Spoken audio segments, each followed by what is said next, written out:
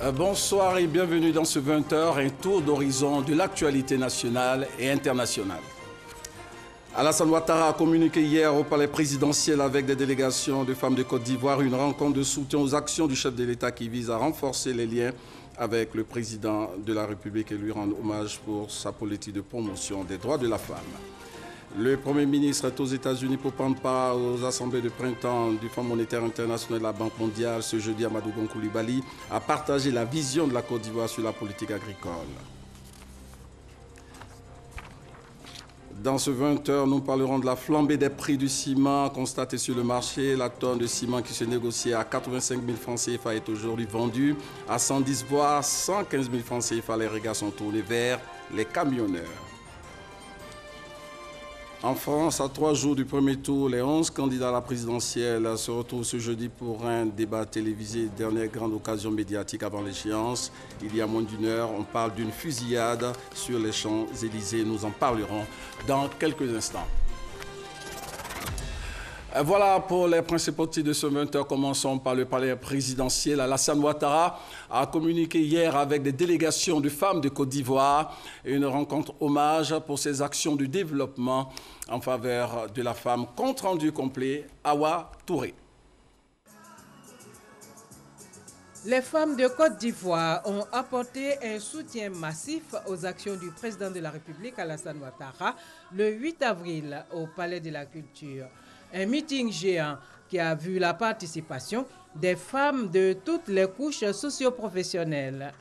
Conduite par la ministre Kandia Camara, présidente du comité d'organisation, une délégation des femmes de Côte d'Ivoire est venue exprimer au chef de l'État la gratitude de leurs sœurs pour toutes ces actions en faveur de l'amélioration de leurs conditions de vie. Excellence, Monsieur le Président de la République, en plus des innombrables chantiers ouverts sous votre houlette depuis 2011, les femmes ont eu l'avantage de bénéficier d'une attention particulière au plan de la santé, de l'éducation et de la prise en compte de leurs préoccupations spécifiques. Elles vous doivent beaucoup, Monsieur le Président. Elles ont tenu à vous le dire de vive voix. Pour tous ces efforts consentis, merci, Monsieur le Président de la République. Nous ne pouvons que vous encourager à poursuivre cet engagement en tenant compte de quelques doléances.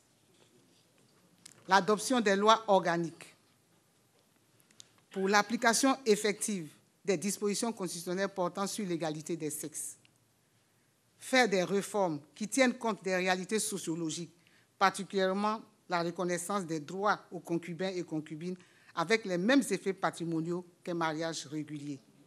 Faire également des réformes afin de rendre applicable la Convention des droits de l'enfant du 20 novembre 1989 ratifiée par la Côte d'Ivoire.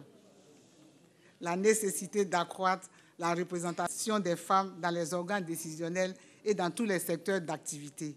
Merci au nom des femmes du vivrier, au nom des femmes rurales. C'est nous qui sommes plus en joie. La sécurité en Côte d'Ivoire est totale et je le confirme. Parce que je voyais la nuit. C'est pourquoi je suis dans la joie.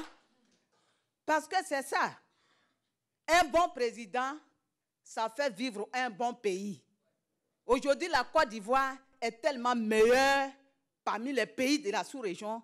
Le président de la République, Alassane Ouattara, a pour sa part salué le courage et la persévérance des femmes de Côte d'Ivoire avant de les féliciter pour le succès du rassemblement du 8 avril. Je me suis dit qu'en réalité, une telle manifestation d'une telle ampleur, d'une telle beauté ne pouvait être organisée que par les femmes. Donc bravo. Bravo à chacune et à chacun de vous. Et dans l'histoire de notre pays, bien sûr, nous connaissons tous le rôle, la place et le courage des femmes. Ce qui a été fait pour les femmes depuis 6 ans est important. Nous avons mis l'accent dans la nouvelle Constitution sur la place et le rôle de la femme. Les lois permettent d'aller plus loin pour la place de la femme dans notre société, dans l'administration, à l'occasion des élections, et ainsi de suite. Nous avons, nous, au niveau du gouvernement, sur ce que nous pouvions faire, c'est vraiment mettre l'accent sur l'amélioration des conditions de vie. Mais je veux vous dire que nous sommes très fiers de vous et des mesures ont été prises. J'ai parlé du FAFSI. Nous continuerons d'avancer dans ce domaine, surtout dans le domaine de la représentation effective des femmes dans les institutions, comme je l'ai dit, au gouvernement, à l'Assemblée, le nombre de postes de responsabilité, les élections, les députés, les maires, et tout cela, je trouve, n'avance pas suffisamment vite. Mais évidemment, ce sont des élections et peut-être qu'il nous faut, Monsieur le ministre de l'Intérieur, développer un système qui force la politique du genre. Moi, j'y crois personnellement. Le soutien que vous m'apportez, mais vraiment un soutien inestimable, important. Voyez-vous, je dois vous dire que être président de la République, c'est un véritable sacerdoce. Quand nous avons vu en janvier, en février, cette dégringolade du prix du cacao sur les marchés internationaux, que nous avions pris l'engagement de fixer le prix à 60% du prix international. Et là, quand nous avions fixé le prix en octobre, les prix étaient à 1800, 1900 francs sur le marché de Londres.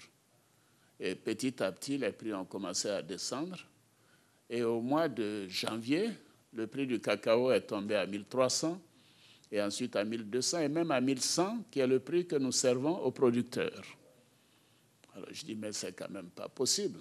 Cela veut dire que 60% de 1100, c'est 660 francs. Je dis, mais vous vous rendez compte, nous pourrions être obligés de payer à nos paysans la moitié de ce qu'on leur payait il y a quelques mois. Ah ben, j'en ai vraiment souffert. Et la veille de la décision, et je dois le dire, passer de 1100 francs à 700 francs, c'était vraiment une douleur extrême pour moi. Parce que je me dis, mais ces paysans qui ont tant travaillé, qui ont bien travaillé, à qui on n'a rien à reprocher. En plus, la qualité du cacao est meilleure.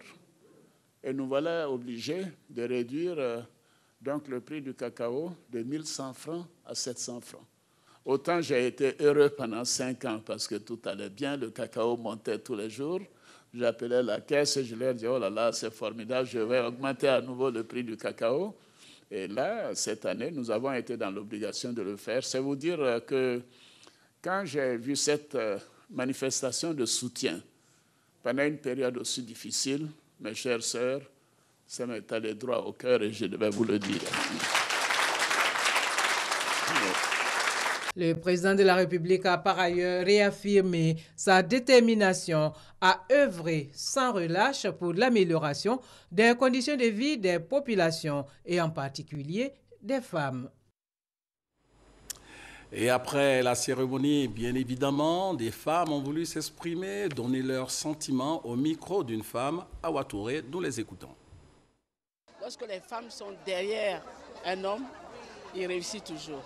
Les femmes de Côte d'Ivoire ont décidé de soutenir le président Alassane Ouattara pour toutes les actions qu'il a posées depuis qu'il est à la tête de la Côte d'Ivoire. Nous allons nous investir à expliquer aux femmes dans les régions les préoccupations du président lui-même concernant le pays. Qu'est-ce qu'il faut faire? Quelle sera la contribution des femmes? Il faut informer. Il faut informer. En informant la femme, vous informez son fils, vous informez son mari. Nous sommes venus lui dire qu'il doit compter sur nous. Parce que quand une femme est engagée, elle est réellement. C'est nous qui donnons la vie et c'est nous qui pouvons aussi apporter la paix et la cohésion dans le pays. Donc vraiment, nous lui faisons confiance pour qu'il fasse mieux pour nous les femmes. Il nous l'a promis et nous savons que c'est un homme de parole, il le fera. Nous avons vécu dans la Côte d'Ivoire d'hier et nous vivons aujourd'hui la Côte d'Ivoire d'aujourd'hui et nous voyons comment les choses avancent. Et nous pouvons que remercier le président et lui souhaiter bon vent. Dans l'actualité également, cette rencontre entre le vice-président de la République et le président de l'Assemblée nationale, Guillaume Soro, a rendu une visite de courtoisie à Daniel Kablan-Duncan. Le président du Parlement ivoirien a indiqué être venu présenter au vice-président ses respects, ses civilités et lui réitérer la disponibilité de l'Assemblée nationale, l'institution qu'il préside. Jérôme Kofi Abola. Le président de l'Assemblée nationale, Guillaume Kibafori-Soro, chez le vice-président de la République, Daniel Kablan-Duncan. La rencontre entre les deux personnalités s'est déroulée ce mercredi en début de matinée. Rencontre à l'issue de laquelle le président de l'Assemblée nationale a dit être venu saluer le vice-président suite à sa nomination à ce poste. J'ai simplement noté que notre collaboration a été excellente quand il était Premier ministre. Nous avons eu à travailler ensemble et les députés en étaient pleinement satisfaits. Maintenant qu'il est vice-président de la République, donc mon patron, il était normal que je vienne le saluer. C'est ce que nous avons fait. Cette rencontre entre le président de l'Assemblée nationale et le vice-président est la première après que Daniel Kablan-Duncan a été nommé par le président de la République, Alassane Ouattara, pour cette fonction dans le cadre de la mise en œuvre de la Troisième République. Le vice-président de la République s'est ensuite entretenu avec une délégation conduite par le ministre vietnamien chargé des Affaires étrangères. Il a été essentiellement question du bilan et du renforcement de la coopération entre leurs deux pays, la Côte d'Ivoire et le Vietnam. Commentaire, Jérôme Kofi Abolin.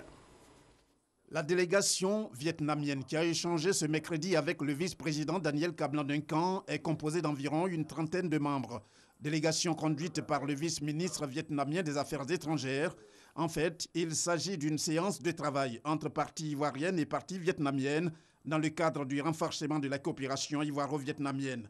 Au terme de cet échange, le vice-ministre vietnamien des Affaires étrangères a fait savoir que le Vietnam est déterminé à soutenir la Côte d'Ivoire dans ses efforts de développement. Pour lui, il s'agit surtout de contribuer à la transformation d'un certain nombre de produits tels que la noix de cajou. Nous nous engageons à aider la Côte d'Ivoire à augmenter son rendement du riz et des noix de cajou et aussi à améliorer la transformation de ces deux produits. Et le Vietnam s'engage à soutenir la Côte d'Ivoire pour devenir un membre non permanent du Conseil de sécurité des Nations Unies en 2018-2019. Le gouvernement vietnamien s'engage à contribuer davantage à la réalisation de votre plan national pour faire la Côte d'Ivoire un pays émergent à l'horizon de 2020. C'est en 1975 que le Vietnam et la Côte d'Ivoire ont établi des relations diplomatiques. À ce jour, le volume d'échanges, notamment sur le plan commercial, est de l'ordre de 600 millions de dollars. Pour le vice-président Daniel Kablan-Duncan, la coopération entre les deux pays se voulant exemplaire, la tendance aujourd'hui est de passer du simple au double. Jérôme Kofi Abolin l'a dit, le volume des échanges économiques entre la Côte d'Ivoire et le Vietnam s'élève donc à 600 millions de dollars, soit environ 300 milliards de francs CFA, avec évidemment une balance excédentaire pour notre pays, la Côte d'Ivoire, de 114 milliards de francs CFA.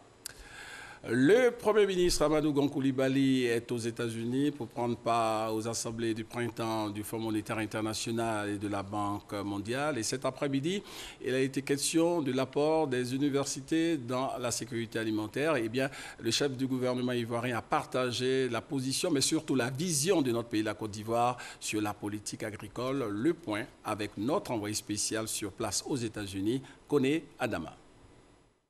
Le continent africain dépense 21 000 milliards de francs CFA par an pour l'achat de produits alimentaires.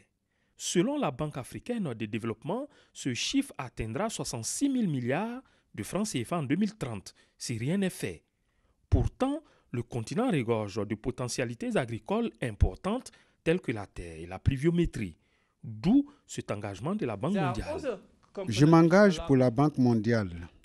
Il faut faire pression sur le gouvernement afin d'attirer les investissements privés dans le secteur agricole. La Côte d'Ivoire, fortement félicitée par la Banque mondiale pour sa politique agricole au cours de ses assemblées de printemps des institutions de Bretton Woods, a livré sa solution pour un secteur agricole prospère, la transformation, avec en point de mire l'emploi des jeunes. Nous considérons que nous ne pouvons plus rester un pays qui produit. Nous devons donc transformer sur place donc la plus grande partie de ce que nous produisons. Et c'est ainsi qu'avec la banque, nous travaillons donc, à un appui donc, pour nous permettre l'industrialisation dans le secteur donc, de l'agriculture. Et pour un pays comme le nôtre, nous avons donc, environ 70% de la population donc, qui a moins de 35 ans. Donc nous avons un très fort défi donc, sur la question de l'emploi. Et l'emploi dans le secteur agricole au niveau rural ne suffit plus. Il nous faut donc en aval donc, de la production et de la transformation, donc faire des efforts pour pouvoir donc, absorber donc, toute cette jeunesse aujourd'hui qui a besoin d'emploi pour pouvoir se réaliser. Le Premier ministre a par ailleurs déballé le schéma de développement agricole du pays. Un système qui part des universités et grandes écoles où a été introduite la formation en agriculture à la prise en compte des défis liés à l'écoulement des productions et à la lutte contre la cherté des denrées alimentaires. Ce schéma est soutenu par la recherche scientifique avec le Centre national de recherche agronomique, CNRA, et l'encadrement des producteurs à travers l'Agence nationale de développement rural, ANADER. Et sur place ici à Abidjan, la Direction générale des impôts du ministère du budget et du portefeuille de l'État a réalisé une recette de plus de 469 milliards de francs CFA au cours du premier trimestre 2017. Et ce ministère s'est fixé comme objectif d'atteindre plus de 568 milliards de francs CFA au second trimestre. Les détails avec Mamadou Kouassi dans nos prochaines éditions. Poursuivons ce journal avec ce reportage relatif au constat fait de la flambée des prix du ciment. La tonne de ciment qui se négociait à 85 000 francs CFA est aujourd'hui vendue à 110, voire 115 000 francs CFA. Alors pourquoi cette augmentation qui provoque des grincements de dents chez les consommateurs? Eh bien, la réponse avec Lassina Bakayoko. Ce n'est pas le résultat d'une décision gouvernementale, mais le prix du ciment est à la hausse. Incompréhension chez les revendeurs. On prenait ça à 90 000, à 83 000, mais maintenant ça trouve 110 000, 120 000. Franchement, ça ne nous arrange pas, on ne peut pas travailler. On est en train de constater les faits. On ne sait pas exactement quel est le vrai problème de la chose. Des augmentations de prix qui provoquent également la colère chez les utilisateurs de ciment. On sait qu'en Côte d'Ivoire aujourd'hui, la construction marche. C'est vrai, mais ils n'ont qu'à essayer de voir. C'est la seule chose qui peut nous dépanner dans le travail. C'est la seule chose. Beaucoup gravier, beaucoup fer à béton. Mais s'il n'y a pas de ciment, il n'y a pas de travail. À qui donc la faute?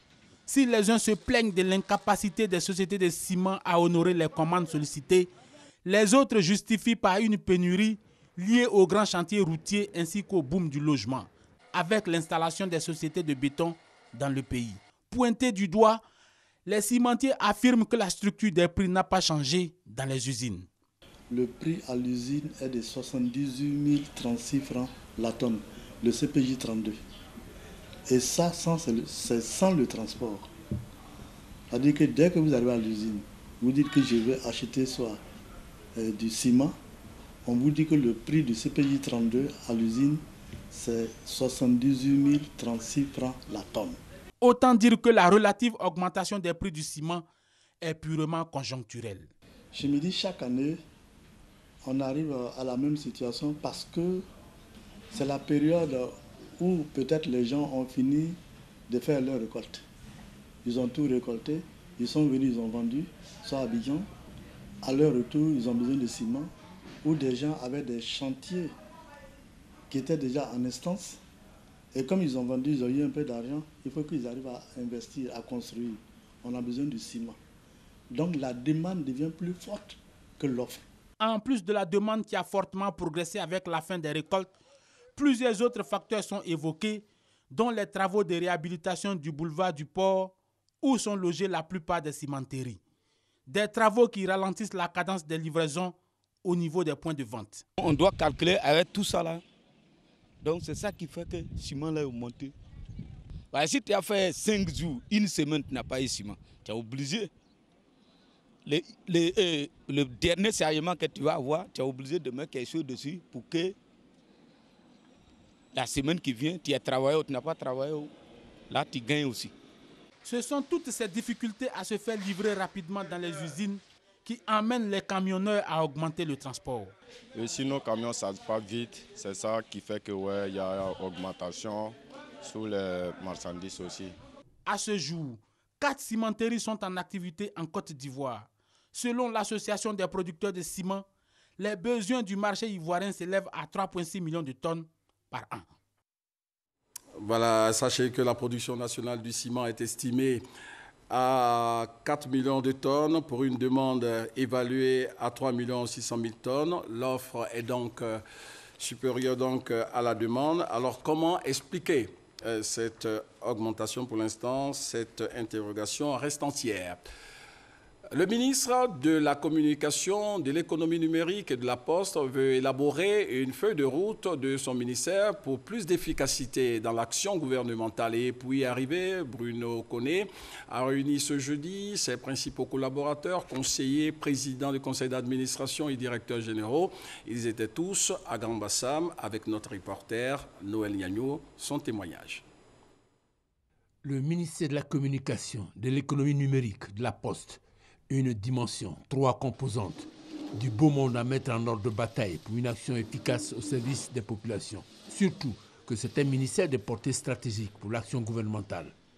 Voilà l'équation que Bruno Nabagné-Koné veut résoudre avec ses collaborateurs directs à l'occasion de ce séminaire stratégique. Le séminaire qui se tient ce jour devra permettre, d'une part, de capitaliser les acquis indéniables enregistrés au cours des années précédentes et d'autre part, de maintenir voire de renforcer l'action de notre département ministériel de façon à ce que celui-ci contribue davantage à la dynamique de croissance économique et de développement inclusif de notre pays.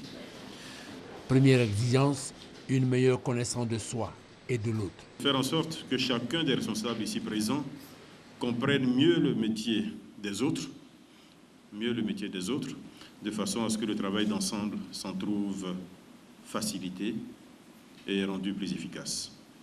Cette étape franchie, Bruno Nabagné-Koné ne veut pas être pris à défaut. Il veut donc établir un chemin de fer à exploiter intelligemment avec comme support la nouvelle technologie de l'information. Notre crédibilité passe par le bon usage que nous ferons nous-mêmes de ces outils-là. Il faudra, entre autres, nous assurer que tous les emails utilisés sont des emails professionnels dans vos structures, soit dans le domaine gouv.ci, soit dans un sous-domaine du .ci au nom de votre structure. Il faudra également vous assurer de l'appropriation des outils TIC par vos collaborateurs en développant une présence numérique plus forte par l'animation régulière, par exemple, de sites web dont l'existence est désormais, je pense, une obligation, voire même un minimum pour nos structures. Ces dispositions et bien d'autres sont à examiner toute cette journée avec à la clé des conclusions à évaluer tous les trimestres. Et vous allez voir en image le directeur général de l'ANSUT, l'Agence nationale du service universel des télécommunications, animé une conférence de presse sur l'appel d'Abidjan. L'appel d'Abidjan est un document adopté et validé par 25 pays africains au cours de la 7e édition d'Africa e-Telecom Forum, forum au cours duquel ces pays africains ont été invités à s'unir pour relever les défis du secteur des TIC. Et pour être complet sur ce sujet, le directeur général de l'ANSUT a souligné aujourd'hui que le roaming est réduit entre la Côte d'Ivoire, le Burkina Faso et le Mali. Les communications ne sont plus facturées en roaming, mais aux tarifs nationaux. En France, le premier tour de l'élection présidentielle aura lieu le dimanche 23 avril prochain. 11 candidats seront en compétition. Les sondages donnent le classement suivant. En première position, Emmanuel Macron avec 24%, suivi de Marine Le Pen, 22%, François Fillon, 19%, Jean-Luc Mélenchon en 4e position avec 18%, et enfin Benoît Hamon, 7%. Voilà, ce sont les derniers sondages et les 11 candidats se retrouvent ce jeudi pour un débat télévisé. Ce débat présidentiel sera la dernière grande occasion médiatique avant l'échéance du 23. Notre envoyé spécial Alexis Ouedraogo s'est intéressé au meeting du candidat du Parti socialiste, Benoît Hamon. Citoyens, citoyennes, réveillez-vous parce que vous seuls pouvez éviter un cauchemar pour la France. Voilà l'appel de Benoît Hamon ce mercredi soir à la place de la République. Les Français ont répondu présent. Chacun est venu écouter et comprendre la vision du candidat. Personnellement, je viens aujourd'hui en fait juste pour être sûr que je suis bien convaincu de vouloir voter pour Hamon. J'étais déjà bien parti pour.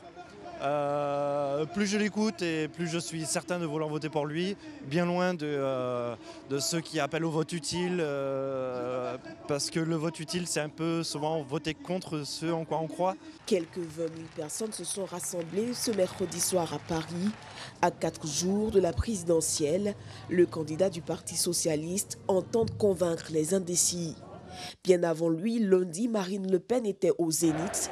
La présidente du Front National a déclaré qu'elle souhaitait instaurer un moratoire immédiat sur toute l'immigration légale si elle était élue présidente. Elle s'est aussi prononcée sur les questions de sécurité et de terrorisme. C'est aux Français et à eux seuls de décider qui entre et qui sort de notre pays, qui s'y installe et qui n'y est pas le bienvenu.